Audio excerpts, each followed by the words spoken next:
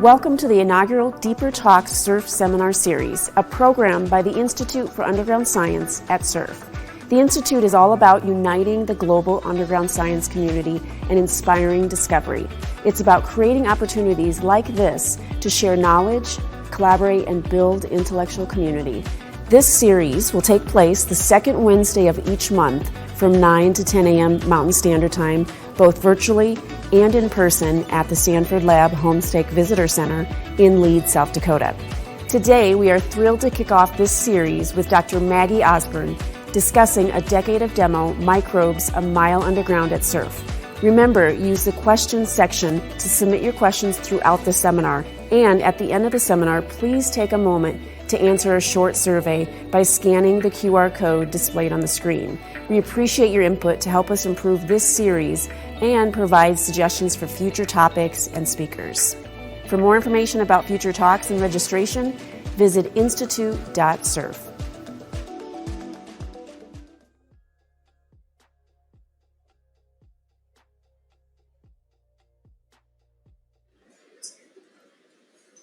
Well, good morning. I'm Mike Hedley. I'm the Executive Director here at SURF, and would like to welcome you all to our first Deeper Talks. And this is really the kickoff of a series of talks that really will kind of dive into the science that we're doing at SURF a bit more than we do for some of our other public lectures. So we're excited you're here, and we're excited to be kicking this off. As we've been doing the planning for the Institute for the Underground Science at SURF, this was really one of the main topics that we really wanted to get going. So with kicking the Institute off in December, we're excited that here in May we're able to go ahead and start. And we've got a fabulous speaker this morning. Dr. Maggie Osburn has been doing biology work at SURF for a number of years now. And I've had the opportunity to hear Maggie speak in the past, and it's always a very interesting talk and entertaining. So I think you're really going to enjoy our speaker this morning. And with that, I'm going to go ahead and pass the microphone over to Jared Heiss, who is the Science Director at SURF, to introduce our speaker.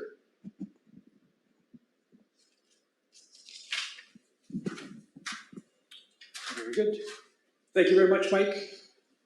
Let me add my voice of enthusiasm for the kickoff of the Deeper Talk series. Super excited, and also super excited to introduce Dr. Maggie Osburn.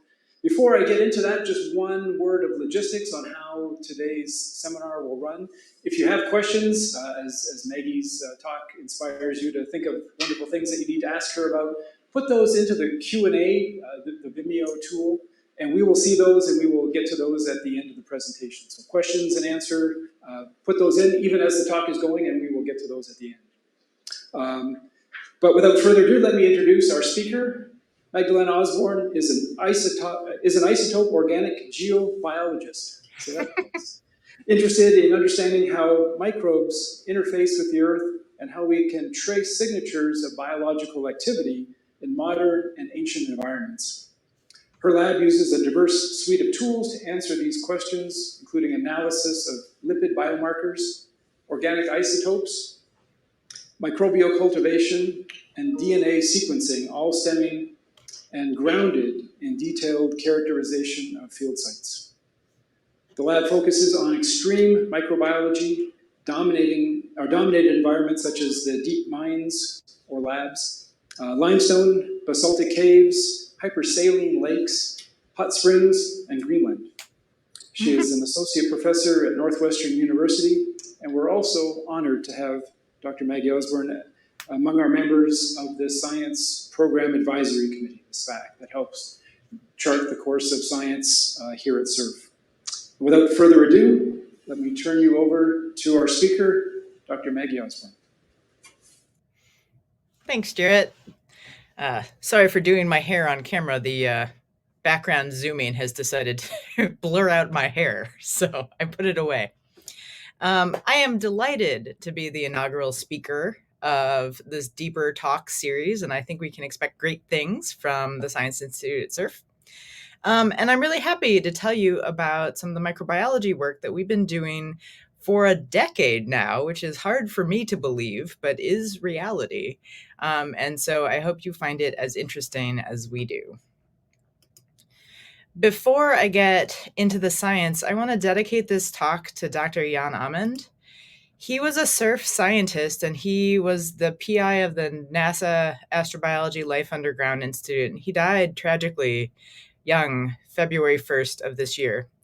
And I think it is a fitting memorial to dedicate this talk and other subsurface science talks to his legacy, because he had that big of a role in influencing the geomicrobiology of the deep terrestrial subsurface. And I certainly wouldn't be giving this talk or doing most of this work without Jan's influence. So, transitioning, I want you to think about what life on Earth looks like. And many of you might consider something that looks like this, right? We're in the throes of spring and or summer, depending on your latitude, and it's getting verdant out there, right? So we think about things like tropical rainforests and jungles, and this is what life is. You might be dreaming of your vacation when the quarter lets out. If you're an academic, maybe you're going to go do some scuba diving, something like this. These sea animals could be what you think life looks like. You might be a little more informed and be thinking about aquatic life. This is the sort of microbial life that is really bringing a lot of carbon into the ocean, into the marine sediments, and represents a sort of large amount of life on Earth. But what I'm going to talk to you about today, and what I'm going to encourage you to think about when you think about life, is something that looks more like this. So this, let's see, I'm not sure if you can see my pointer. I don't know if anybody's going to answer that. So within this image, we have a couple of microorganisms, actually several, and you can see that they're clinging to this rock with all of these appendages that look like spider webs. They're actually touching each other and interfacing with the environment in a way that is really geochemically and geologically informed. This is an image of a microbe growing on a rock underground at surf. And so these are tiny little guys, but there's an awful lot of them. And this is what we need to be thinking about when we think about life on planet Earth and maybe other planets. And so going back to this, thankfully other people write papers where they count things and add up volumes. And so if we look at the volume of biomass on the modern Earth, and we put it on sort of this interesting diagram where volume or area is proportional to the amount of carbon. Area is proportional to mass here. We can see that mostly carbon on Earth is in the form of plants in the modern biosphere. But right behind plants are bacteria. And that's pretty surprising, right? Because bacteria are little, right? These are little guys. And so you need an awful lot of little guys to make up 70 gigatons of carbon. But it turns out that there are an awful lot of these little guys. And so if you add this all up, microbes account for something like 15% of the 550 gigatons of carbon in the modern biosphere. And so that's a vast number, right? If we look at where these organisms live, you can see that it's not surprising that plants live on the terrestrial surface, right? We should be expecting that. But if right behind that terrestrial window in brown is that deep subsurface triangle in black. And so if we look at who is making up that wedge, you can see it's the bacteria and the archaea are living in that black realm.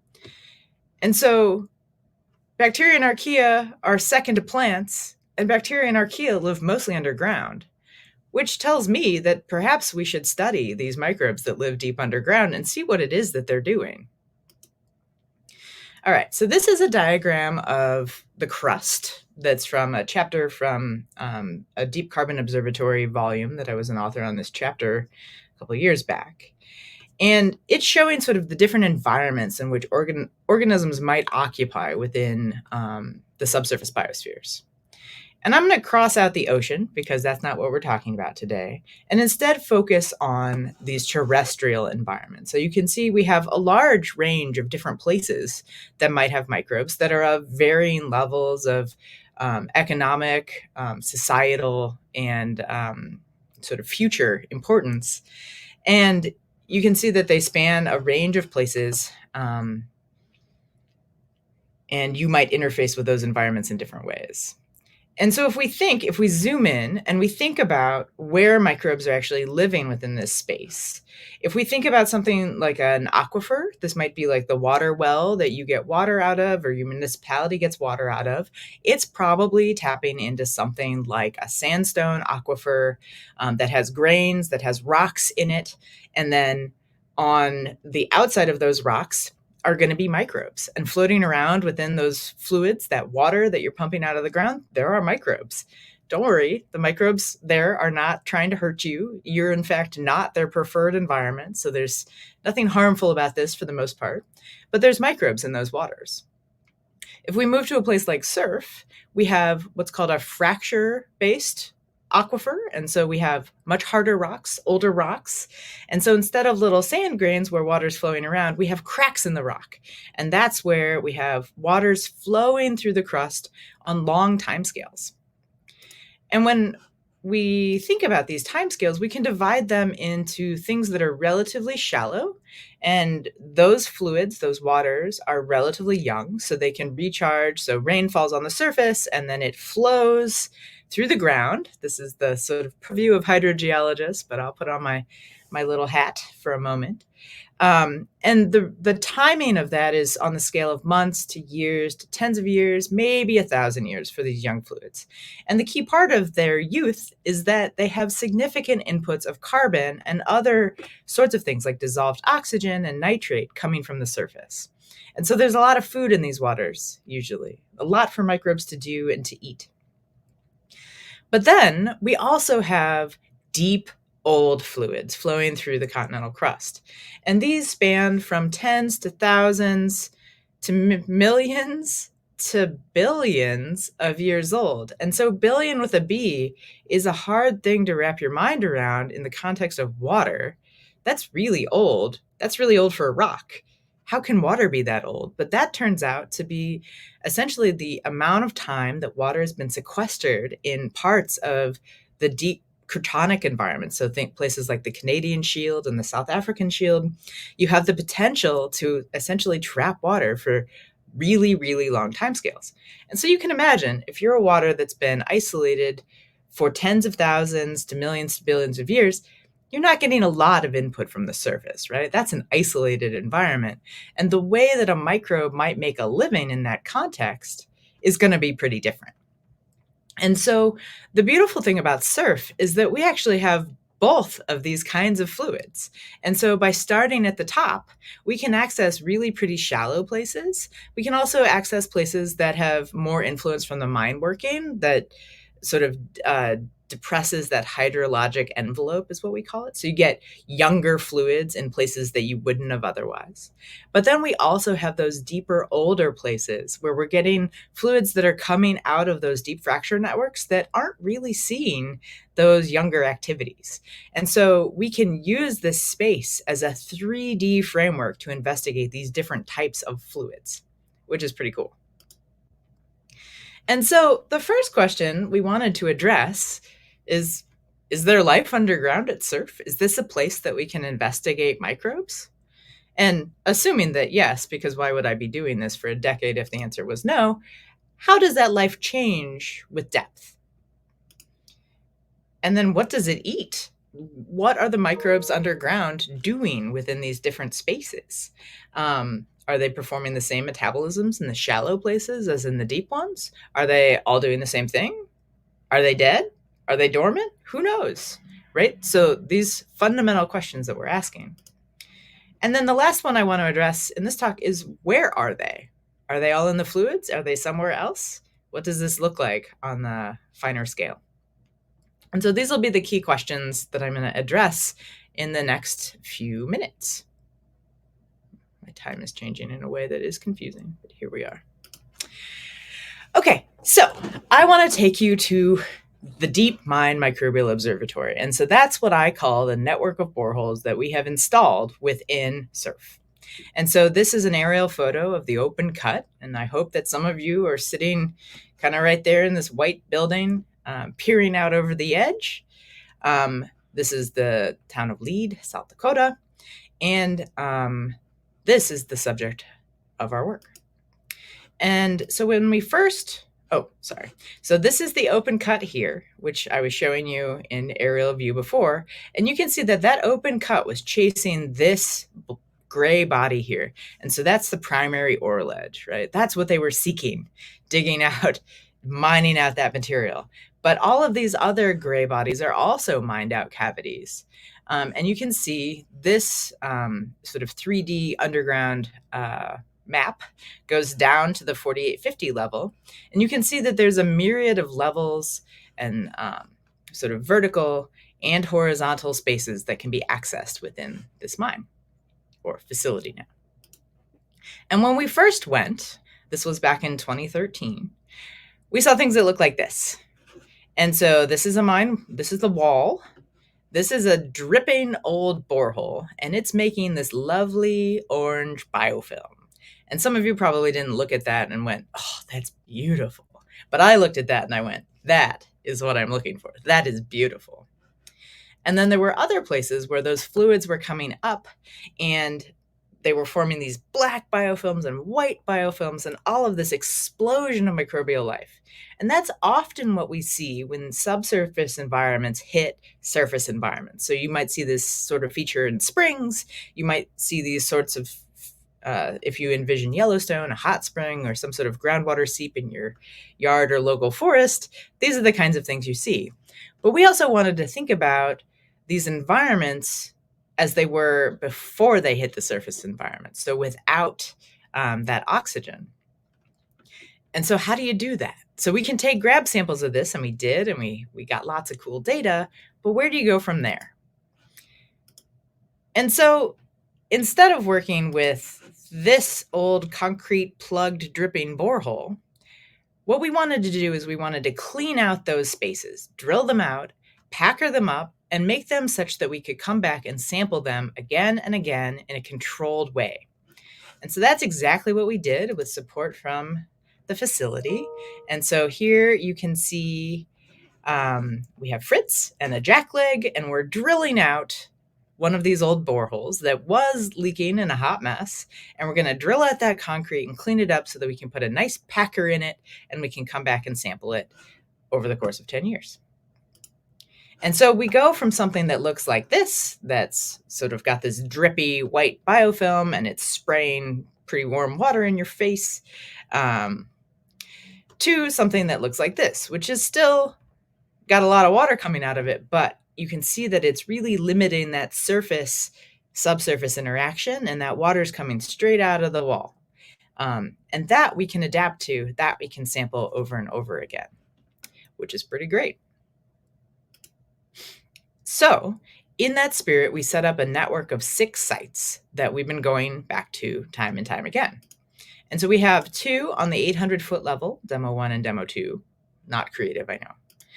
1 on the 2000, 1 on the 4100, and then 2 on the 4850. 1, you can see these are sort of meeting in the middle. Demo 4 and Demo 5 are a little bit like a Michelangelo painting here. They're meeting in that sort of body of rock. And so 1 is a down hole and 1 is an up hole.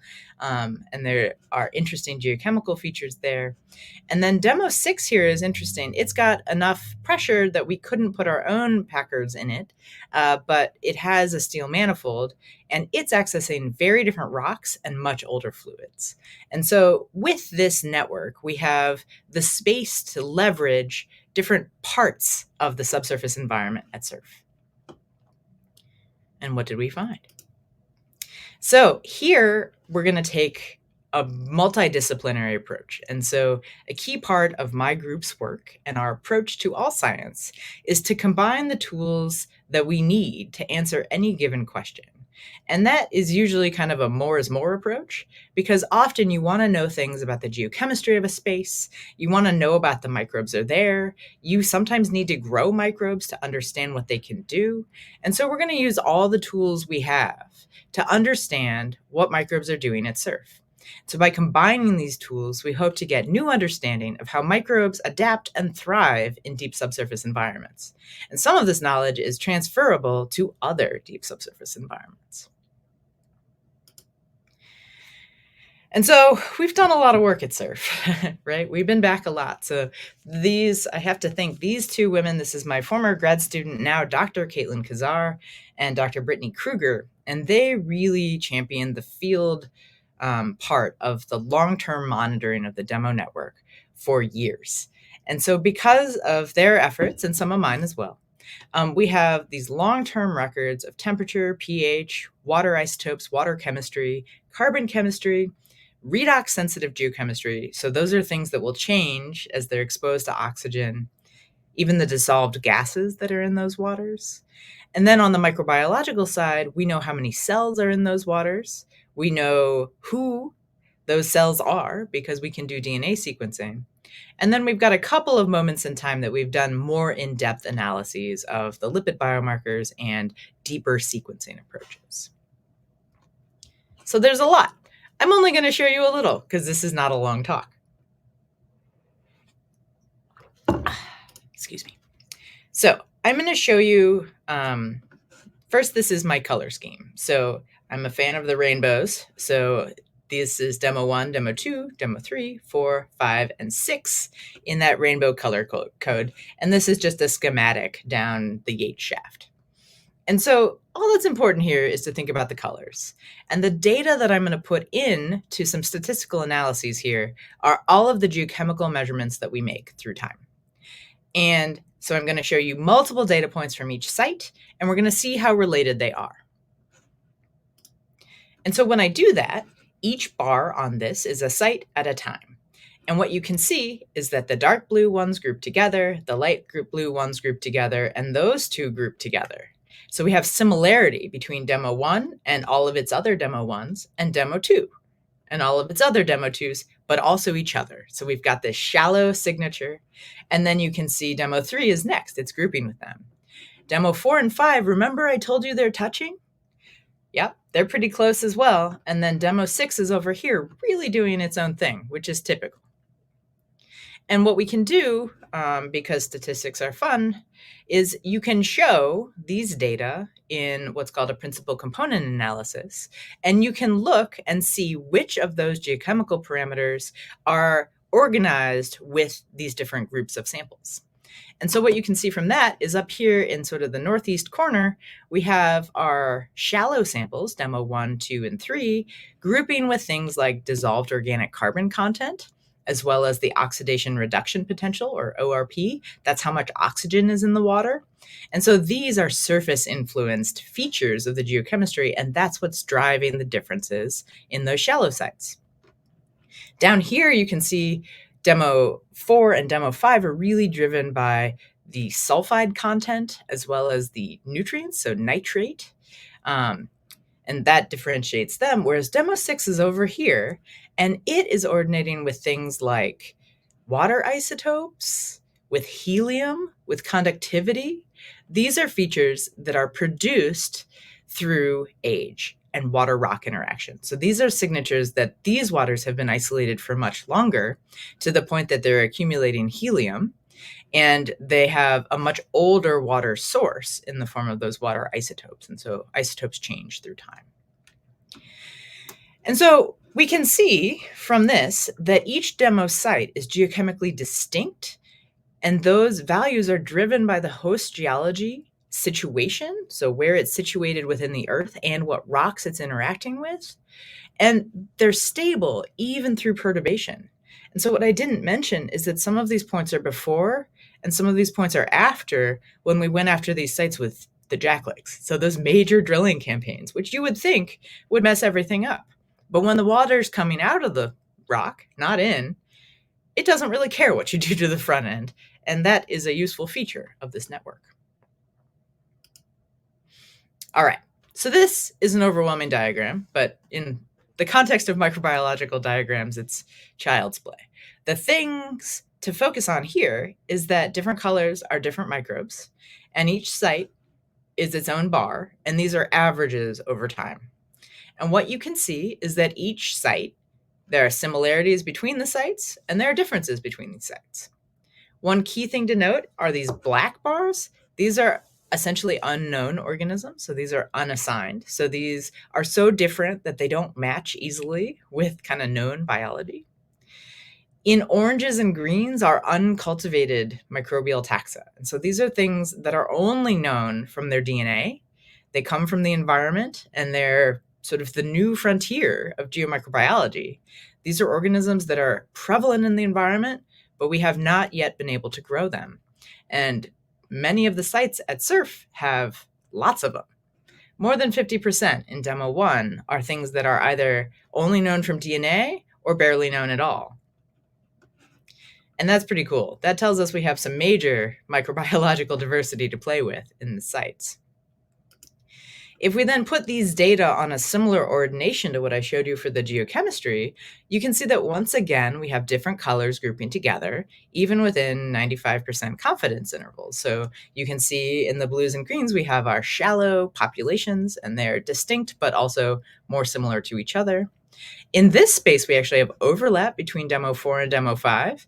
And again, remember, they're touching in the rock space. And so there are similar microbes flowing out of each of those sites. And Demo 6 is once again ordinating over here and doing its very own thing. So to answer my first question, yep, there's definitely life underground at SURF, and it is definitely distinct with depth, and it's consistent through time.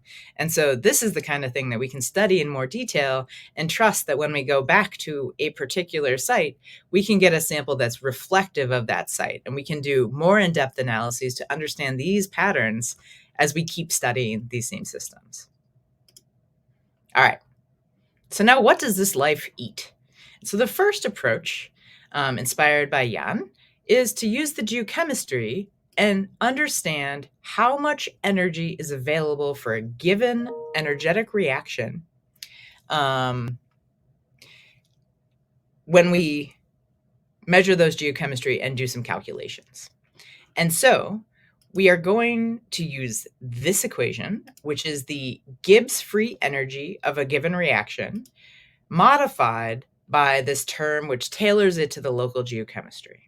And so this is how we understand how much energy is available for a given reaction, a given microbial food source. And it can be carbon-based, or it can be based on totally different things.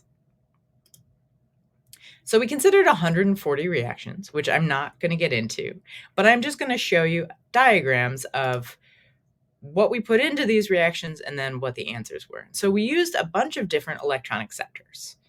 So that's a big word for what you use to burn whatever reduced thing it is that you're going to eat. And so you breathe oxygen and eat reduced organic carbon. So oxygen plus cheeseburger is your reaction, your energetic reaction. So humans use this one, right? Microbes can use all of these different ones, which is pretty cool in its own right, if you ask me. And then our electron donors, we're not going to consider cheeseburgers. We're only going to consider things that are prevalent within those fluids, within these calculations. We've also done a bunch of minerals as well. And so we're going to do things that involve these metals that are prevalent at SURF, so things like iron and manganese, as well as things like sulfur species, because we know there's a lot of that coming out of the wall. Okay, and we're going to express this in the amount of energy you get in a kilogram of water. So if I give you a package of water, how much energy does this reaction provide? And so more energy, less energy. And this is just a histogram of these results. And so what you can see is at the leading edge of this, we have sulfur reactions in the yellow. So sulfur and sulfide. We have iron, we have ammonia, we have manganese, and carbon monoxide. So we have a lot of energy available, and we have a lot of energy available from things that those rocks are feeding into the waters. And so these are abundant energy sources at DeMMO, which tells us that these microbes have lots that they could be eating. All right, so the next thing we want to know is when we look at microbial genomes, what can they be eating? So how does this work? And so this is the work of my postdoc, Lily Momper. This is her down doing some work, filtering. And what we're going to do here is instead of taking one gene, which is I showed you before, so that one gene just tells you who that microbe is. But there's lots of other genes within a microbe. And so you can take the full genetic content of an environment and essentially chop it up, sequence it, so we have more of it, and put it back together. And when we put it back together, we can assemble our sequence pile of DNA into individual microbial genomes. Thankfully, we have computers for this. I like to liken this process to, I'm going to take a textbook and I'm going to put it through a paper shredder, and then I'm going to tell a computer to put it back together, and I'm going to ask what's on each page, right? So you can imagine there are things that are incomplete. There are shreds that, got torn into little bits and are never going back together. So there's information missing always, but information that is there is useful. And so this is an organism that Lily was focusing on that can't be grown in the lab. But what we can know from its genes is that it can use nitrate. And so that's something that instead of oxygen, it can bring in that nitrate. And the other thing we can know about this microbe, well, we can know lots about this microbe, but the thing I find particularly charismatic is that we can know that this microbe can swim. So even though we can't grow it, even though we don't really know it at all, from its gene content, we can know aspects of how it lives its life. And so that's what we want to do at SURF for all of these cool unknown microbes that we want to know more about. And so the first thing Lily did was sequence these guys, put them back together, and put them on a tree of life. So who did we get? And so we have something like 500 high-quality genomes that we got out of SURF, out of our DeMMO network, as well as a service water control, and then Whitewood Creek by the motel, by the Super 8, whatever, I forget. And so each dot on this tree of life is a genome. And made based on sort of the relative abundances of things within the database of known microbes. And so what you can see is that there's a lot of actinobacteria known among microbes, but that's not where most of the dots are on our diagram. So we didn't get the common microbes. We got lots and lots of these microbes that are falling into weird, unknown clades that are really pretty interesting. And so we've sampled this diversity of microbial life in a way that I think is really meaningful and exciting. And so we have many uncultivated lineages, and they're found across our sample sets. So all of these samples are interesting, even the controls, which is a little surprising. What's cool about some of these clades is that they show up in some sites and not others. And so you can see these guys have a lot of red dots and green dots. So that's DeMMO 3 and DeMMO 6. Whereas these guys are all those surface samples, or all the shallower samples. So DeMMO 1, 2, and 3. And so you can really sort of get a sense of where these different microbes are living, where they're happy to be. And then you can delve into those genomes and see what it is that they do. Okay. Oh.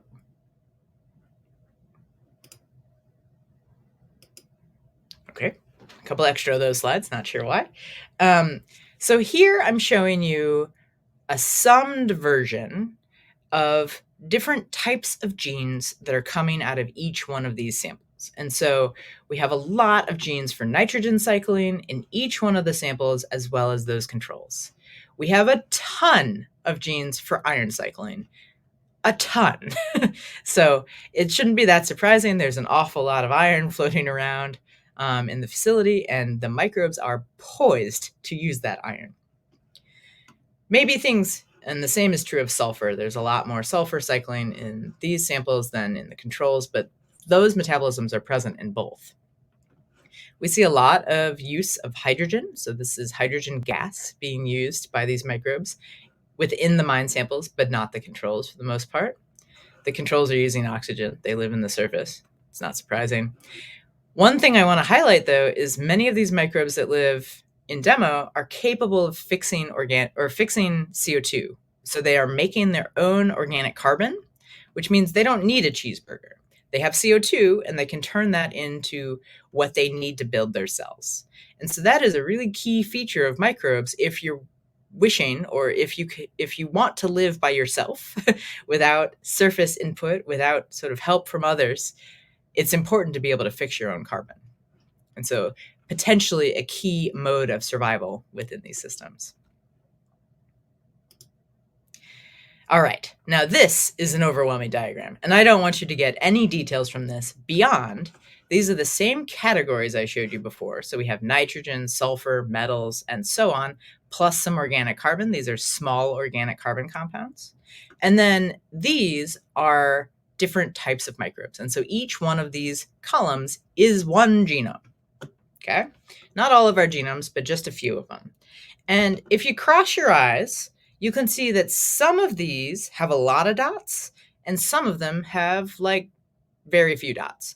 Or maybe they only have dots kind of in this area, this sort of simple organic carbon cycling processes. Maybe they just have a couple.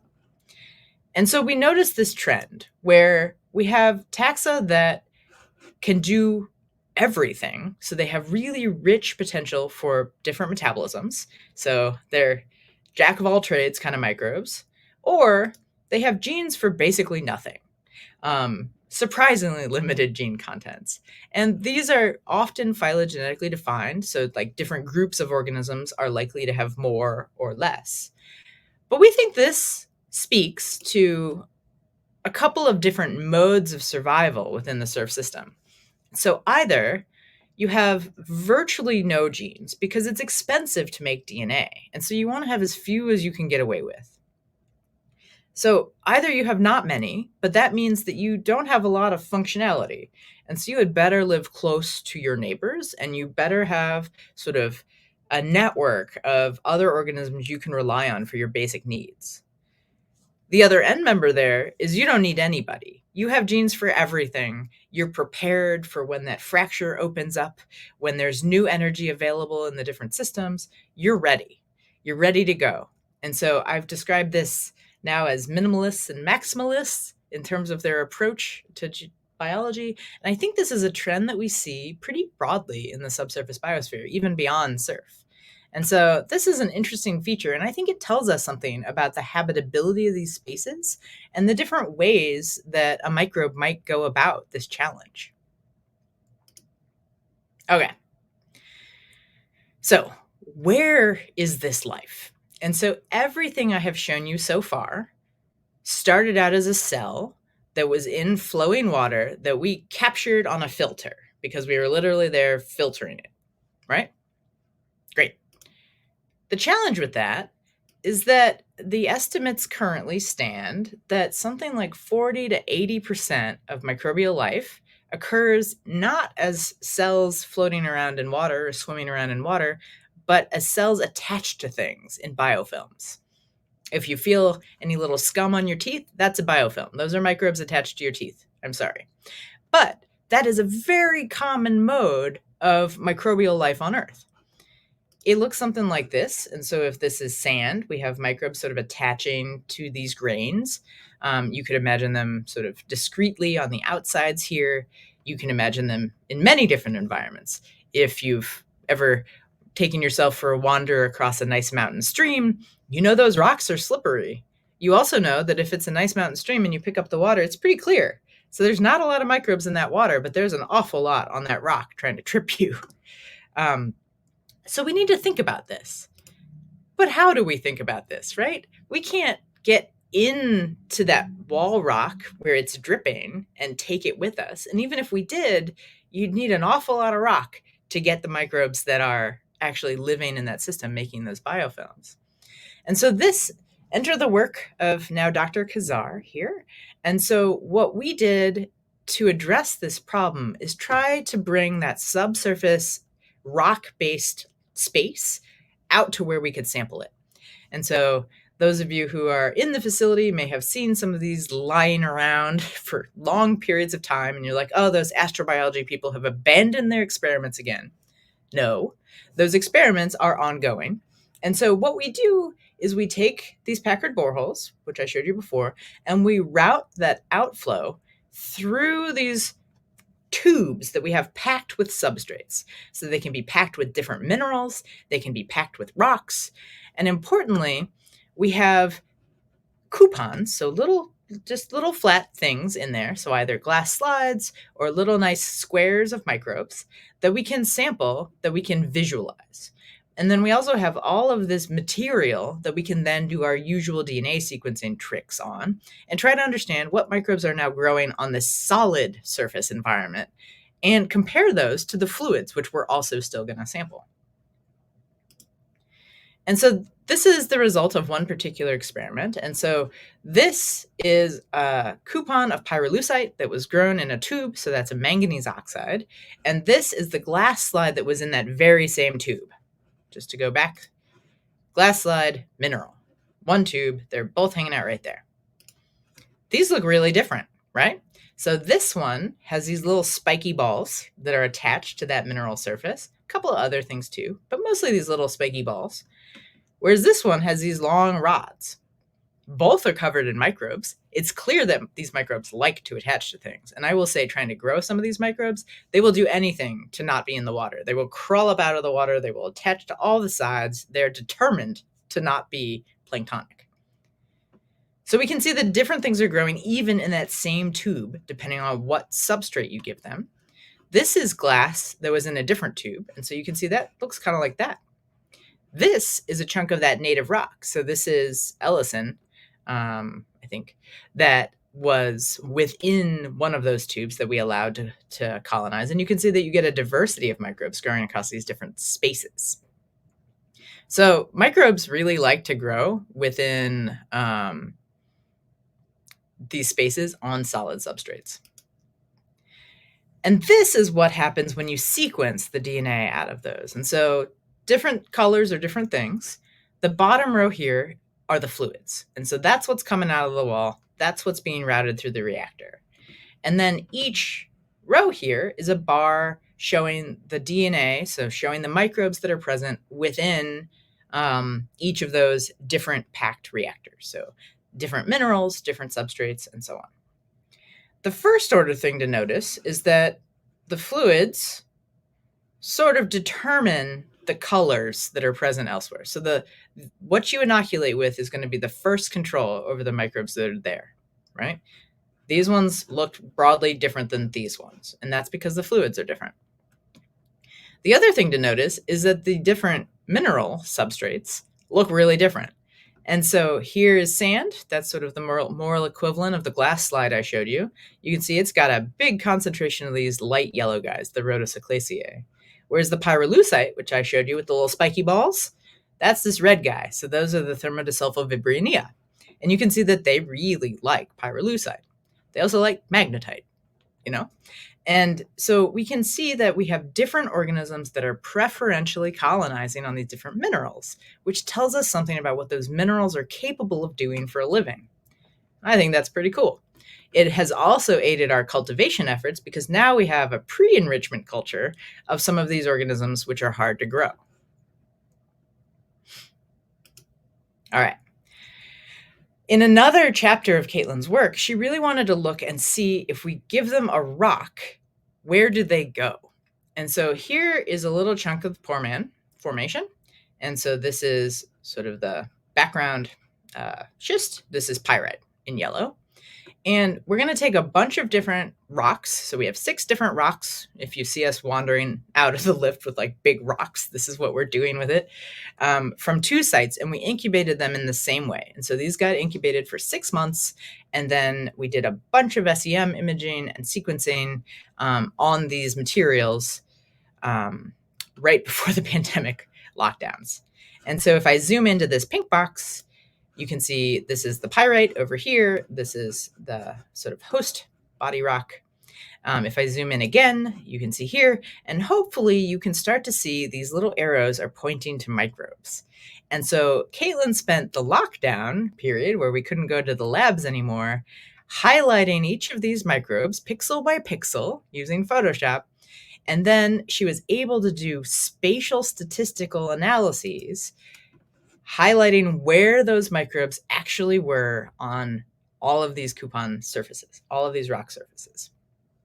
And so each little green dot in this is a microbe. And then the thing that looks like a topo map in color scale is the kernel density. So how dense are microbes on that surface? And then you can compare that to the chemistry of that rock. And so the thing glowing sort of yellow, that's yellow because it has iron and sulfide, and that's a pyrite. And so you can see that these microbes are most dense on this pyrite surface compared to the background rock. And this is true even in places where we don't have pyrite. We have other iron-rich phases, iron-rich clays, other minerals. The microbes are targeting the iron and they're really concentrating there. And so this is again telling us something fundamental about the physiology, what makes the microbiology of surf so diverse and interesting. It has a lot to do with the minerals that are present within that system to begin with, which is pretty cool. All right, so I'm basically out of time. And so the takeaways that I want to leave you with is there's absolutely microbial life thriving within surf. And the types of microbes that we find change with depth. They're related to the geochemistry and they're pretty stable through time, which means we can keep coming back. Both of our energetics and our metagenomic analyses tell us that life here is making a living using chemical reactions with water and rocks, and they're fixing their own CO2 as well as recycling old biomass that's already in that system. And we see a clear preference for microbes preferring to live attached to rocks, and they are particularly attracted to iron-bearing mineral phases. With that, I'd like to acknowledge my funding. This all started as a big NASA Astrobiology Institute project and then became the purview of some of my Packard research, as well as a current NSF career grant, as well as my participation in the CFAR group, Earth 4D. None of the work would happen without members of my lab group, especially Brad Stevenson, Mira Shah, Caitlin Kazar, Lily Momper, and Brittany Kruger. We did isotope analyses in the biogeochemistry lab, and none of this would be possible at all without SURF staff that help us get down, that tolerate our ridiculously large amounts of reagents and packages and boxes and hauling all sorts of water up and down cages in ways that probably looks pretty strange. So thank you for facilitating this work. We hope that we get to do it for another decade. With that, I'll thank you for listening and take any questions. Wonderful.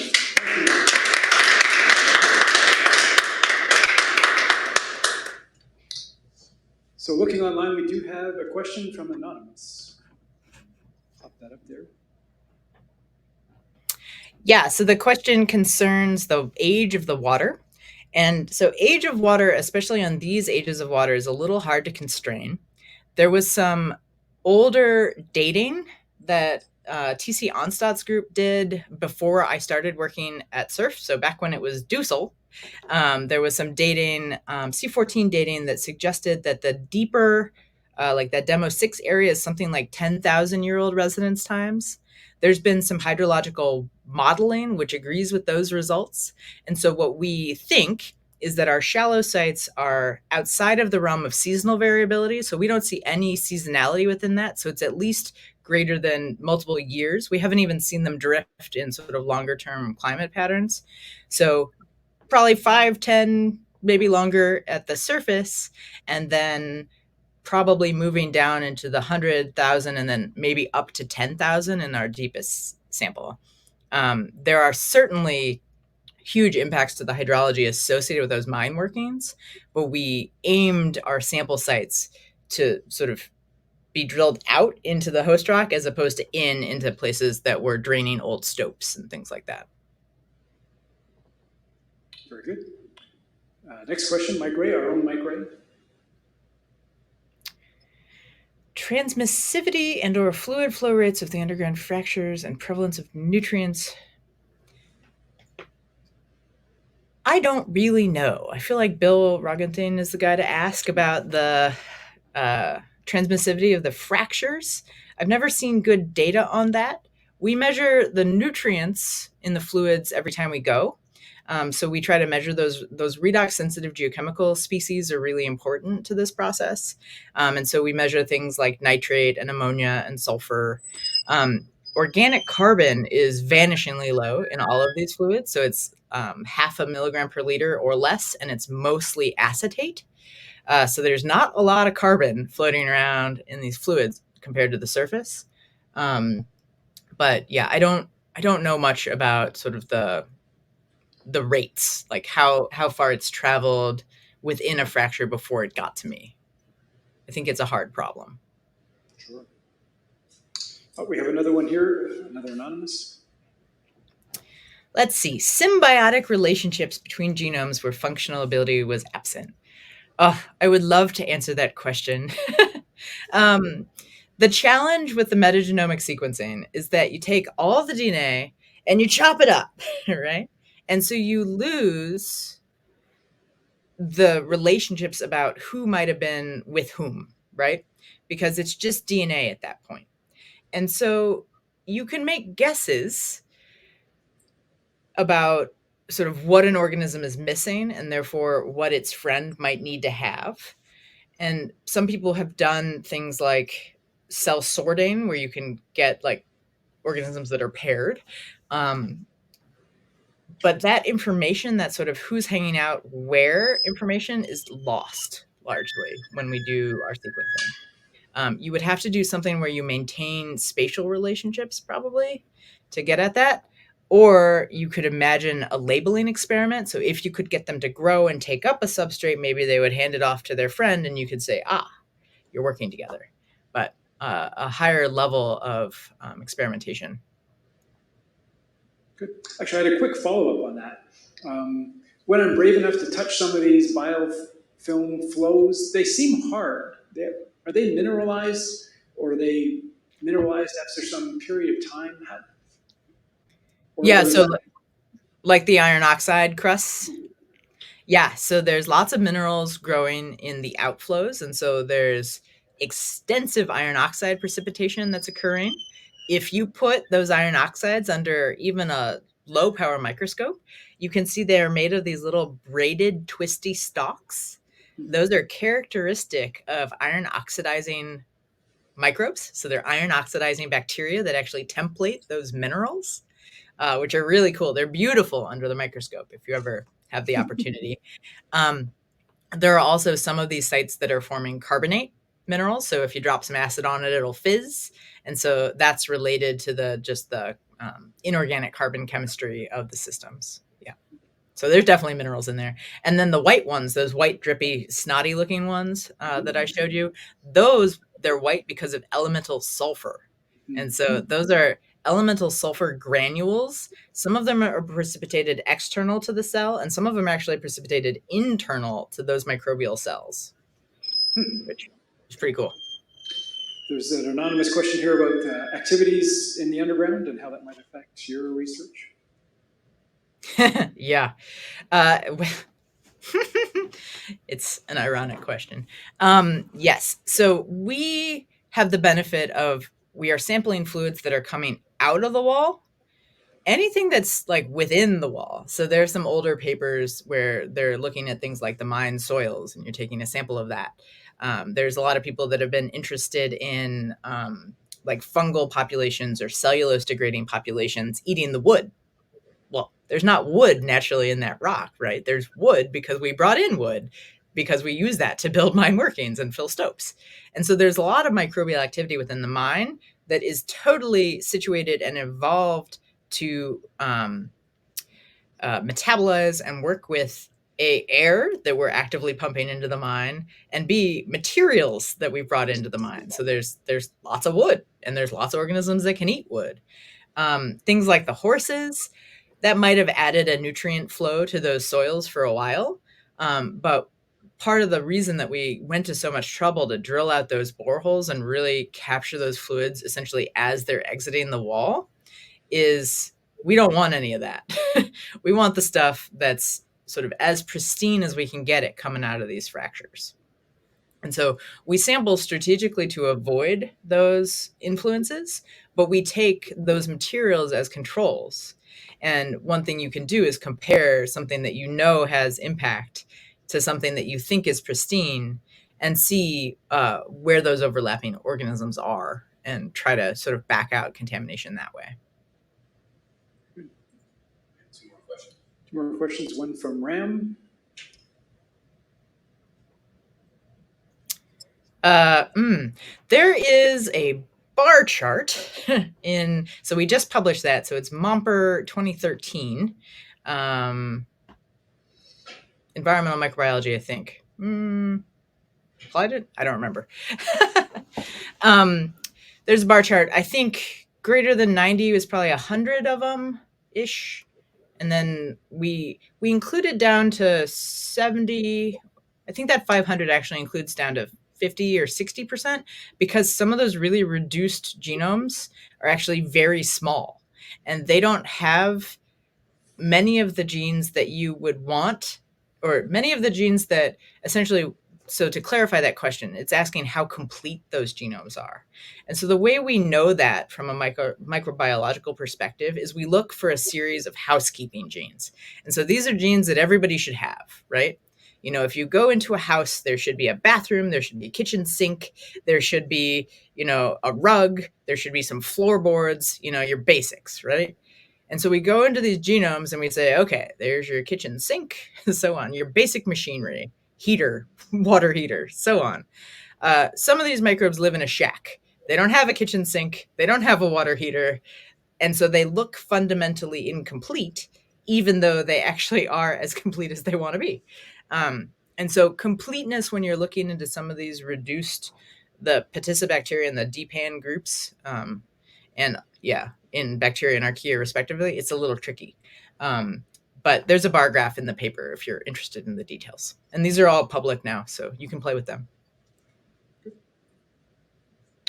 Tom Regan, our own Tom Regan, who has Yay, Tom! Loves biologists and bringing them to places that he knows and loves underground.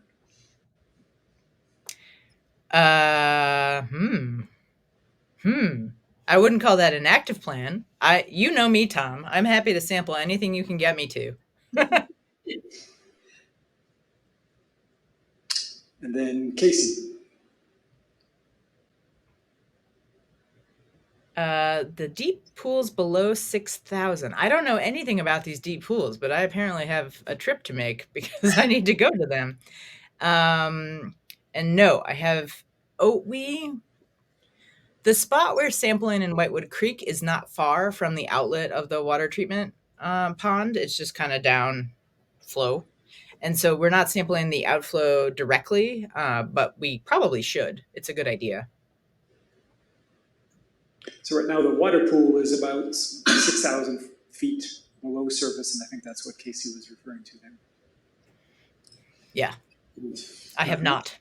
I would love to. Sure, absolutely. Well, I think we're wrapping up, so let's thank Dr. Maggie Osburn one more time. Great presentation.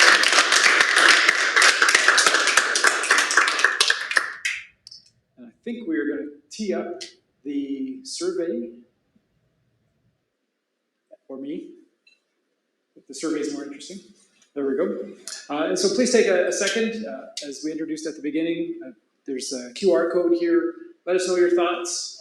And those in the audience are already using their cell phones to good effect. So thank you once again. We were super happy to kick this off. It was a great talk. And we're looking forward to more. Thank you again.